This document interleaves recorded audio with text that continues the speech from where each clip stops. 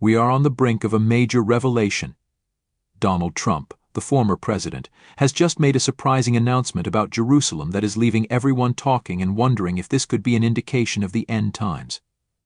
Imagine a world where ancient cities hold deep secrets and revelations that could change the course of history.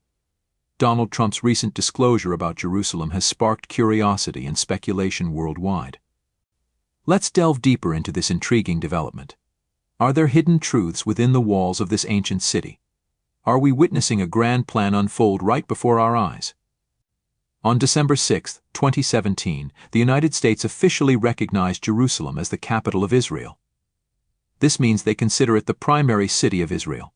Former President Donald Trump gave the green light for this and also mentioned that the American embassy would be relocated from Tel Aviv to Jerusalem.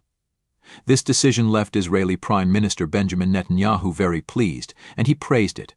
However, U.S. Secretary of State Rex Tillerson made it clear that this did not settle everything about Jerusalem.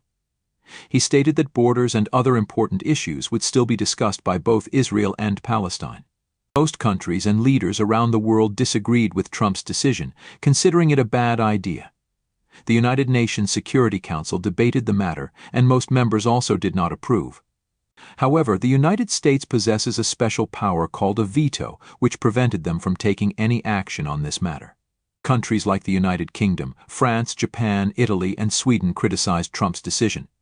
However, some countries supported the United States' position. Guatemala stated that it would also transfer its embassy to Jerusalem. Other nations, such as the Czech Republic, Honduras, Paraguay, and Romania, indicated they were considering the same move. In Europe, Federica Mogherini, who assists in the foreign policy of the European Union, stated that all EU countries agreed that East Jerusalem should belong to Palestine if it became independent. For Trump supporters, it was a moment of victory, a fulfillment of his promise that seemed bold at the time. For others, it was a controversial move seen as disruptive to delicate peace negotiations in the Middle East. In the subsequent years, Jerusalem remained a focal point of global attention. The city has been at the center of conflicts involving three major religions: Christianity, Islam, and Judaism. It has been in the headlines lately due to the ongoing conflict between Israel and Palestine. Its name is equally significant for Christians, Muslims, and Jews. Scholars believe that the earliest human settlements in Jerusalem date back to around 3500 BCE during the early Bronze Age. Around 1000 BCE, King David conquered Jerusalem, making it the capital of the Kingdom of Judah. His son, Solomon, built the first temple, which became famous for housing the Ark of the Covenant. However, the Babylonians destroyed this temple in 586 BCE, leading to the exile of the Jews from Jerusalem. About 50 years later, the Persian king Cyrus allowed the Jews to return and rebuild their temple. Over time, Jerusalem was occupied by various groups, including Romans, Persians, Arabs, Crusaders, and Muslims. The Temple Mount, a complex on a hill in Jerusalem, holds religious significance for the three major religions. It encompasses the Western Wall, the Dome of the Rock, and the Al-Aqsa Mosque. For Jews, it is the holiest place, believed to be where Abraham was willing to sacrifice his son Isaac. The Dome of the Rock is considered by Muslims as the site from which the Prophet Muhammad ascended to heaven.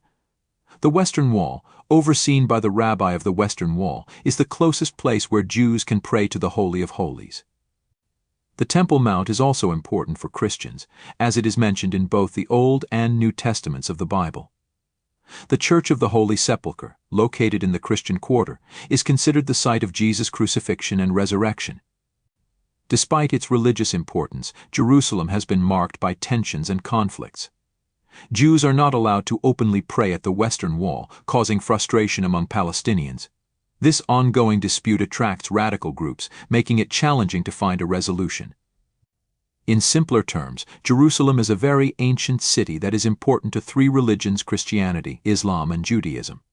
People have been fighting over it for a long time. There is a place called the Temple Mount, where there are important religious sites like the Western Wall, the Dome of the Rock, and the Al-Aqsa Mosque. For Jews, this area is super important because they believe it is where Abraham almost sacrificed his son and where their ancient temple stood. Muslims also find it special because they believe that the Prophet Muhammad went to heaven from there. Christians also find it important because it is mentioned in their holy books as the place where Jesus was crucified and resurrected. So when Trump said that something big was going to happen in Jerusalem, everyone started talking about it. Some people were really excited and thought it meant that something amazing was going to happen. They thought it was a sign that their religious beliefs were true, but not everyone believed Trump. Some thought he was just saying it to get attention. They pointed out that Trump often said controversial things and they didn't trust him. This all sparked a lot of discussions and debates among different groups of people. Christians, Jews, and Muslims had different ideas about what Trump's prophecy meant. Some thought it was a sign that the end of the world was near, while others were more cautious and didn't want to get too excited. The media also got involved and talked a lot about Trump's prophecy. They analyzed everything he said and tried to understand what he meant. People on social media were also talking a lot about it, sharing their opinions and speculations. Certainly, here is the text formatted in paragraphs for smoother reading. A few days ago, some archaeologists in Jerusalem found something incredible buried deep beneath the ancient streets. Perhaps they had discovered a hidden chamber filled with ancient artifacts like precious jewels, ancient scrolls, and mysterious relics. These scrolls had secrets written on them from thousands of years ago. One of these secrets sounded very much like something Donald Trump once said. It spoke of Jerusalem becoming the forever capital of Israel.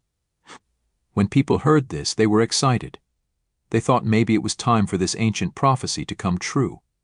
But the discovery of these ancient scrolls did more than just spark discussions. It made people curious about Jerusalem's past. They wanted to learn more about its history and why it was so special.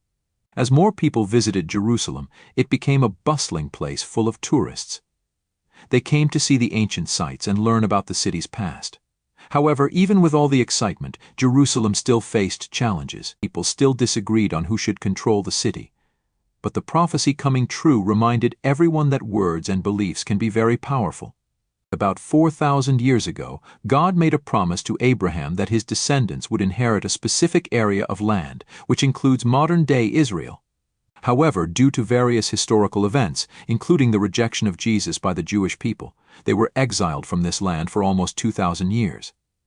In 1948, Israel was reborn as a nation, but its neighbors were not pleased.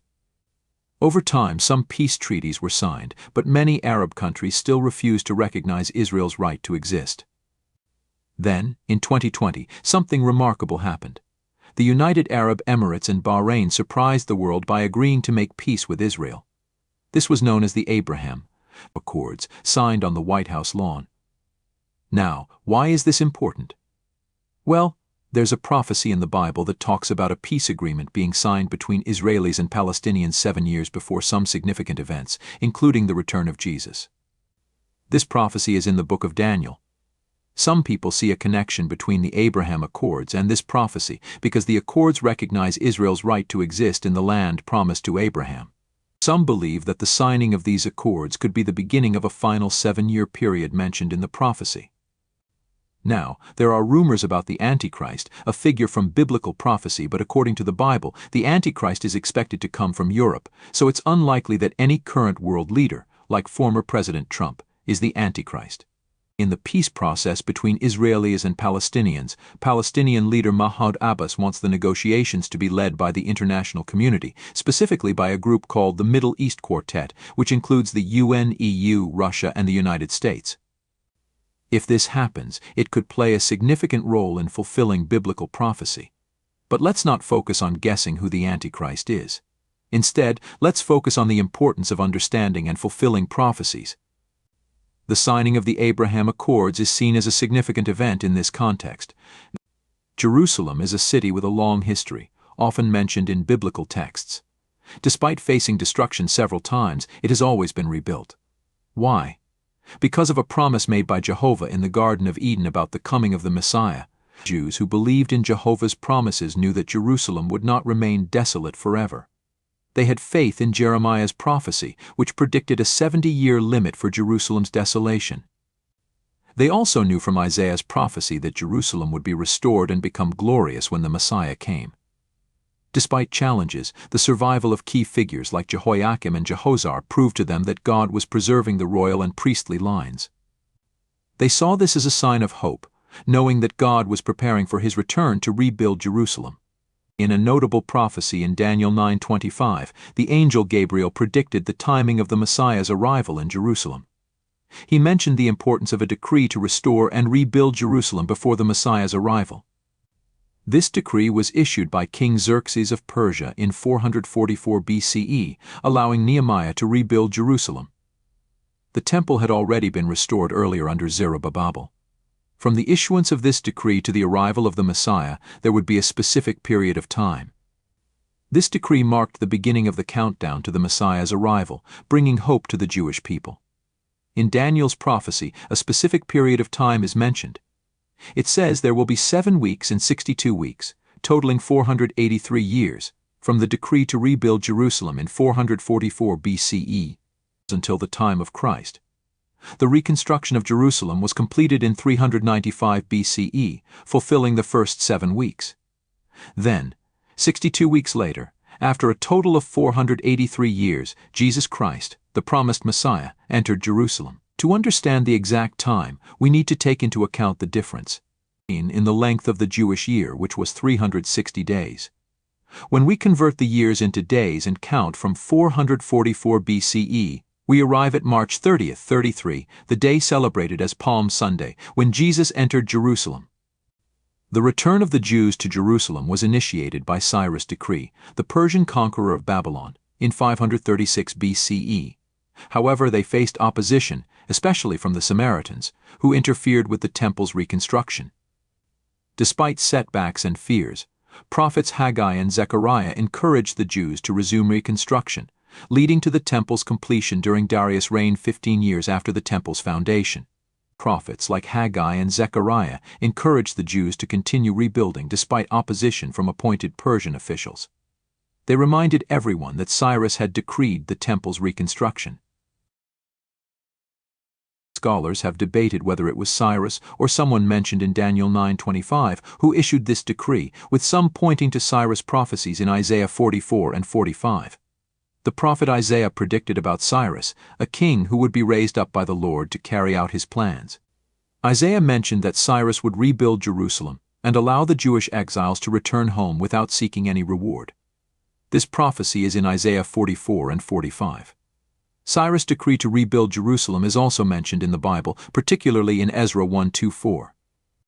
In this decree, Cyrus acknowledged that the Lord God of heaven had commanded him to build a house in Jerusalem. He instructed the Jewish exiles to return to Jerusalem and rebuild the Lord's temple. Some scholars debate whether the reconstruction of Jerusalem happened during Cyrus' time or later, under King Artaxerxes almost a century later. However, there are no clear biblical evidences of Jerusalem's reconstruction before Ezra's journey in 457 BCE.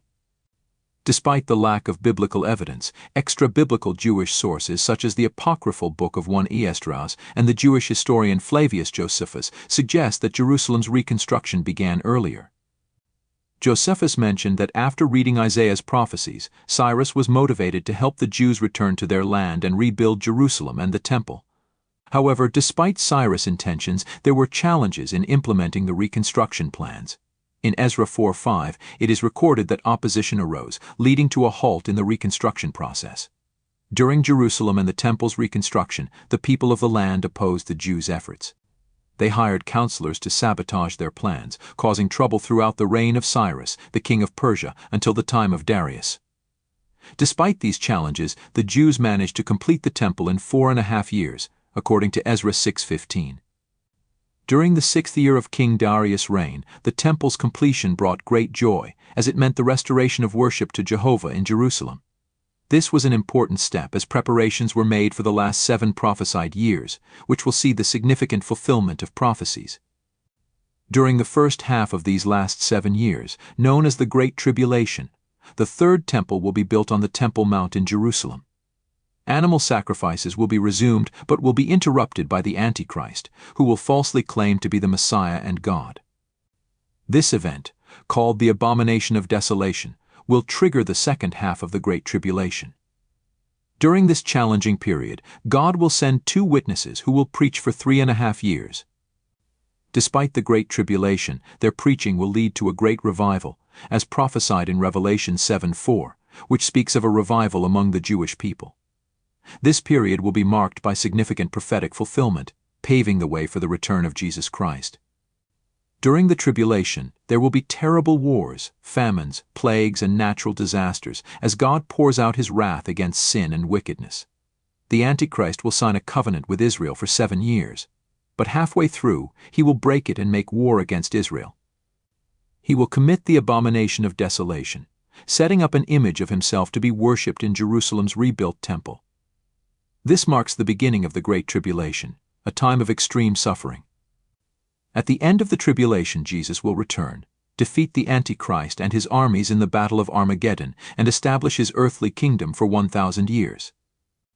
If you liked this video and found value in it, don't forget to show your support by giving a big thumbs up. Your feedback is crucial to us. Also, share this video with your friends and family so more people can access the truth we are sharing here. Together, we can spread knowledge and promote understanding. Thank you for being part of this journey with us.